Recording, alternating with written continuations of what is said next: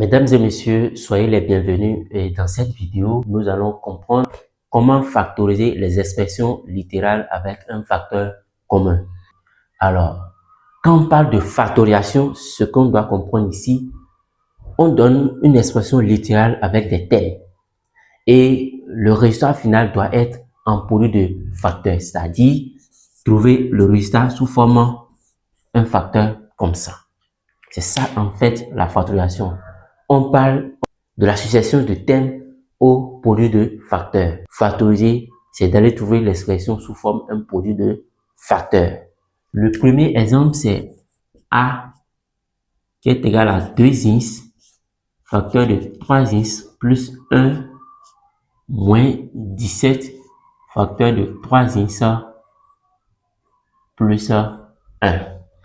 Alors, pour identifier le facteur commun, il faut d'abord identifier les thèmes. Alors, c'est quoi un thème? Ce sont des expressions littérales qui sont séparées par des signes. Quand on prend l'expression A, ici, on a deux thèmes.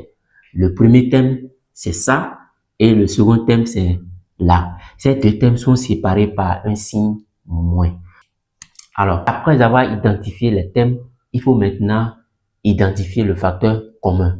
Alors, dans chaque thème, quel est le produit? Quelle est l'expression qui se répète? Alors, quand je prends le premier thème, je vois 3x plus 1. Le deuxième thème également, je vois 3x plus 1.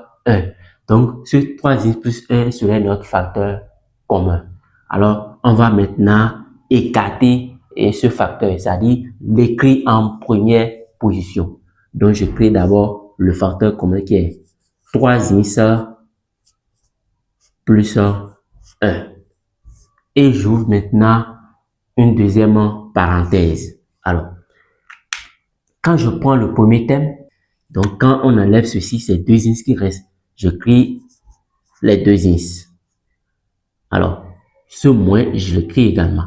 Quand j'enlève ceci, le facteur commun qui reste, c'est 17. Avec moins 17. Et voilà. Donc, la forme factorisée de notre expression A, c'est 3x plus 1 facteur de 2x moins 17.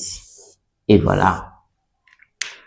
Ça, c'est le premier cas, la première expression. Nous allons continuer avec la deuxième expression. B est égal à x plus 4 facteur de x moins 2 plus x moins 2. Alors, ici aussi, on a deux thèmes, dont ces deux thèmes sont séparés par un signe plus. Le premier thème, c'est ceci, et le second thème, c'est ceci. Alors, dans chaque thème, je vois x moins 2, x moins 2. Donc, ce qui veut dire quoi? X moins 2 est le facteur commun. Donc, je crée ce facteur commun qui est x moins 2, et j'ouvre maintenant crochet. Après ceci, quand j'enlève le facteur commun, qu'est-ce qui reste? C'est x plus 4 qui reste. Donc, je crée les x plus 4.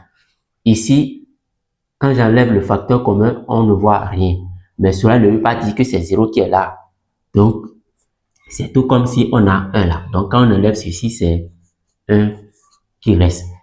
Et là, maintenant, je vais laisser tomber les crochets. Je les transforme en parenthèse. Donc, ça fait x moins 2 facteur de x plus 4 plus 1. Donc, ici, on a x moins 2 facteur de x 4 plus 1, ça fait 5. Donc, la forme factorisée de B est égale à x moins 2 facteur de x plus 5.